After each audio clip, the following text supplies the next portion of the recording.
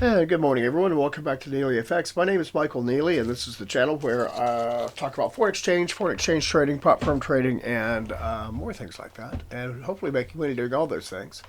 This is also serves as my trading journal for my trading, and to help me become a better trader and keep track of what I'm doing, what I'm not doing, what I'm doing right, what I'm doing wrong, what I'm doing successfully, what I'm doing unsuccessfully. And success is determined by whatever the goal is at that time. So that's it's not going out and smashing cars or blowing up Bugattis or whatever some people see on the internet and think, hey, that's a successful forex trader. If you're blowing up Bugattis, I digress. I don't think you're really that much of a success at all. It just means you know how to throw away money. Which makes me wonder if you're a good trader at all, because if you know how to throw away money, then that's not going to help you as a trader. But at any rate, because the object is to grow your accounts, not make your accounts smaller, and certainly not just throw money into a fire. So with that, let's go ahead and get into the risk disclaimer screen, since we're going to be talking about real trades and making money doing those things and losing money doing those things. And this is on the losing money part. This channel is for educational and entertainment purposes only. It does not constitute trading or financial advice. I'm a professional broker, not a trader. I do not solicit funds, manage client accounts, nor do I hold CFTC or NFA registration at this time. I have held NFA registration in the past for whatever that's worth. Forex trading is highly speculative with a high risk of losing some or all of your investment capital. Only trade with funds you can comfortably afford to lose. And it's the CFTC risk disclosure. Forex trading carries a high degree of risk and may not be suitable for all investors. The high degree of leverage can work against you as well as for you. Before trading Forex, carefully consider your trading objectives, experience, and risk appetite. You could sustain a loss of some or all of your investment capital. We don't. We try to avoid that. But the reason why we do that, why I say that, is because, one, I live in the United States, and I'm pretty sure that's required by law. If not, then it's not necessarily wasting anybody's time by giving a disclaimer, but just kind of letting you know that, hey, this is not the buy and hold method of making money. So if you're buying and holding in currencies, you're not going to be in this very long. That's been my experience.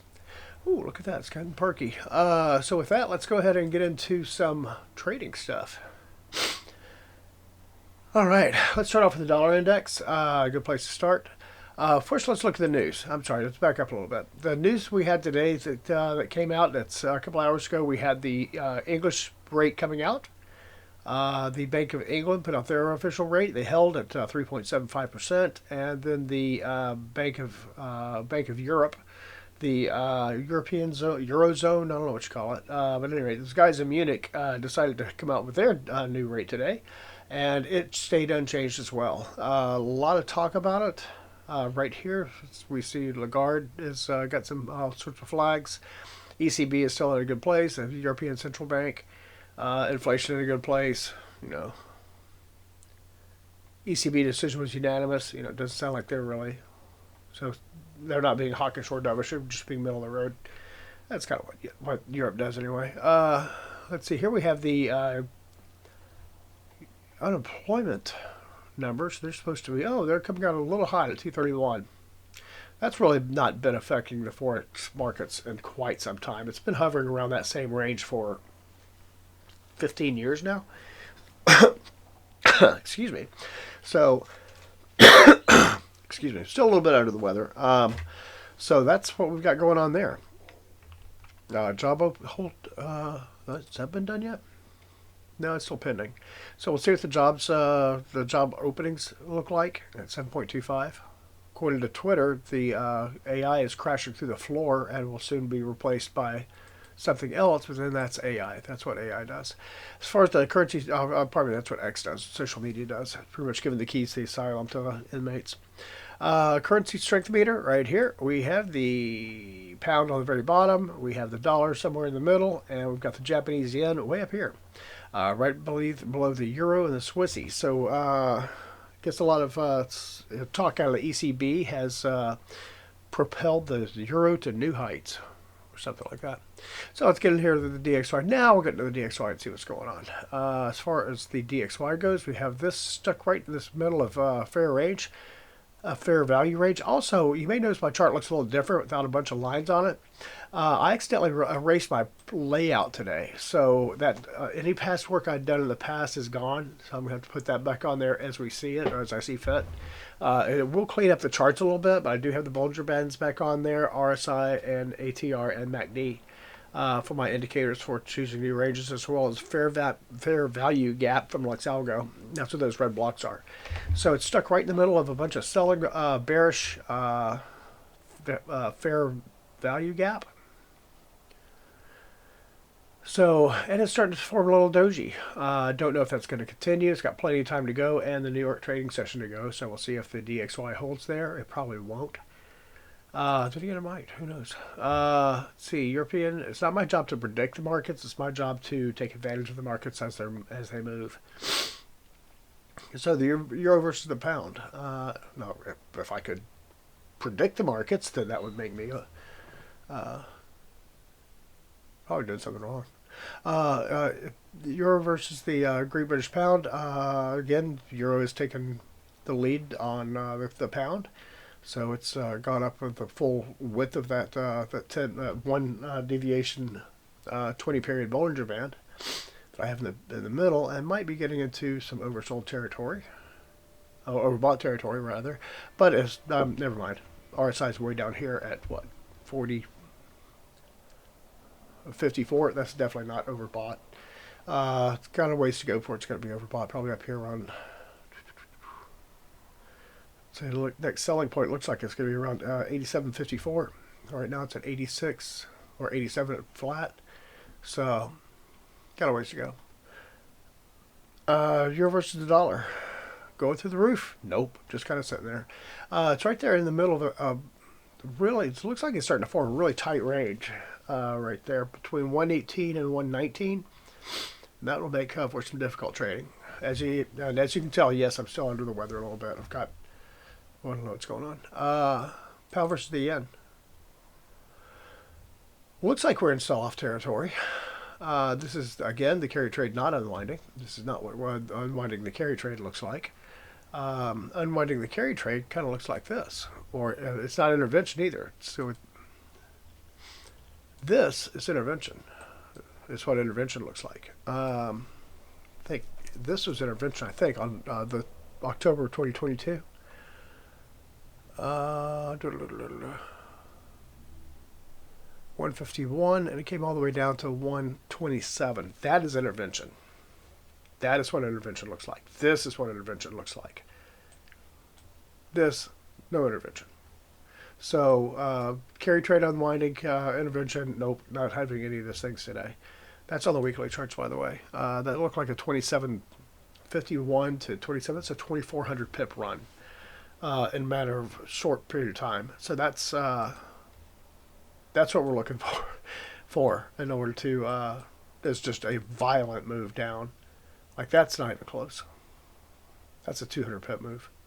And the last intervention that we saw is one is at 1,900 pips, the other was at 2,400 pips, but it just really rattles the market when you've got intervention like that. We do not have that today. Now we're in the guessing game of what's going to happen next. Pound versus the dollar. Pound is weaker today, especially versus the dollar. We've got ATR perking up. So this is a good solid trend.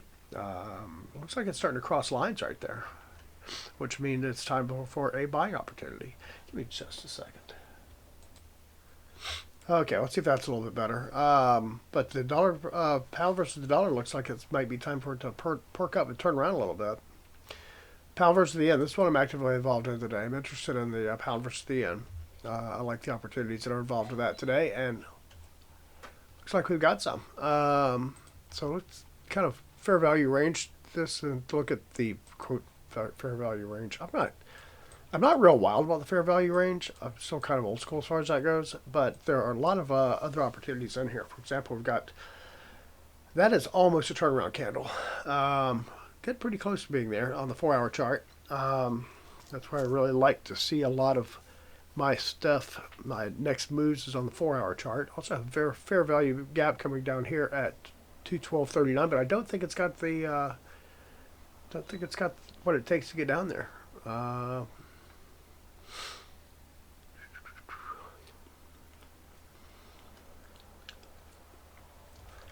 Some resistance right there at 212.84 that could prove problematic. So we'll see how that goes. I am bought in way up here at 212, 213.12, I think. So I can probably pull that down a little bit. I'm not there to take a look at it yet. We're not going to. Well, yeah, I can do it right here. I'm at 213.13, but I'm not. The trade has not been triggered, so it's still a buy stop. We're still looking at. I'm still looking at going. Okay, where could this thing be going? I would like for it to be going up, but I don't think it's quite ready to yet. So we'll adjust. I'll adjust that in just a few. After that, we have euro versus the yen, and again, this is not the carry trade, not unwinding. It's not even affected at all today. It's just kind of still flat, still staying in that same range between what 184.85 and 184.30, a 50 pip range, not worth trading, in my opinion. If you get down to drill down to a smaller time frame, you can, but you know, why? Here we have the UCAD. UCAD, a lot of analysts are looking at it saying, hey, it's going to go places. Well, right now it's not going anywhere. Just kind of hanging out in the middle. Again, we don't have NFP numbers coming out tomorrow, so not a whole lot of things to move it. CAD yen, oil prices could be affecting it, but they're not. Again, not really going anywhere. Be a quick study there for today. Oil, 63.37, just kind of chilling out right there at 63.37. Aussie versus the dollar, 69.69. That's where it was when I went to bed last night. That's where it is this morning, or somewhere in that neighborhood. 69.67 now, 2 pips difference. Again, getting really stale. It's getting real, just kind of sitting there, not really going anywhere. Gold, look at that. Gold's down 3% today. Gold's down to 48.17. Breaks down here on a long-term basis down to 44.93. We could be staring at our 4,500. That's going to be the bullish resumption, where it just continues its downward trend. So we'll see how that goes. Platinum, again, bearish, down almost 8% today. Well, it's 7.5. Palladium, down 3.5. Silver, look at that. Down 15%. It's at the bottom of this little thing right here. If it tests that much further, then the next stop is going to be on silver. Probably struggle with the 70s a little bit, come down to 71. I think our low right so far on this next run has been at 71.38. We go out on a limb and say if it breaks 71.38, that's next stop is going to be low, much lower. Next stop, that's 71.33. So the next stop after 71.33 is going to be way down here at 56. That's not attractive. Well, I started buying silver at $16 an ounce, so I'm not really worried about it. Or I started buying this silver at $16 an ounce. Selling it is now going to be a very difficult thing to do, because now you bought it at, let's say I bought some silver when it was trading at 120 and I want to sell it. Now I would be paying I'm going to probably be lucky to get 50% of my money out of that. So this is where the hard part of selling physical silver is going to come into play. We are looking at a fair value gap just formed before our very eyes right there. So this could be a good time to buy silver. Again, as far as a investment vehicle goes, paper silver, I don't know that I would get into that right now because there's so much market manipulation going on. But we'll see if that continues. Let's do one more. Let's look at Bitcoin real quick. Bitcoin's just interesting to me because I'm watching it sell off also. So we're seeing Bitcoin and all the metals sell off all at the same time. So these are perceived stored values, store of values that are an alternative to fiat currency. Well, the central banks looks like they're rearing their ugly heads and saying, no, we like fiat currency better because it's easily to manipulate and control. Because that's ultimately what the financial game is all about, is manipulation and control. You know, it's to hear people watch people on social media screaming, "Oh, there's market manipulation going on here." Yeah, has been since the dawn of time. Welcome to the party. There's not really a whole lot you can do about it. I mean, who are you going to call? Ghostbusters. It's not going to help you get to that, get past the who you're going to call thing. But that's what we've got going on today. Not a whole lot going on. We'll see if Bitcoin can bounce back. We'll see if I mean I don't, I'm not involved in Bitcoin at all. I don't like Bitcoin. I never have. However, it's fun to watch and see what silver's going to do. So with that, that's all I've got today. Thank you for joining and sticking around and watching this much of the video. If you've stuck around this long, then you're a real trooper. If you like this video, then by all means hit the thumbs up. If you want to see more videos like this, then subscribe to the channel, and I'll get back. You'll be notified of when I put these videos out. And lastly, if you have any comments, by all means comment in the comment section, and I'll get back with you as soon as I can. So in the meantime, you guys have a great one.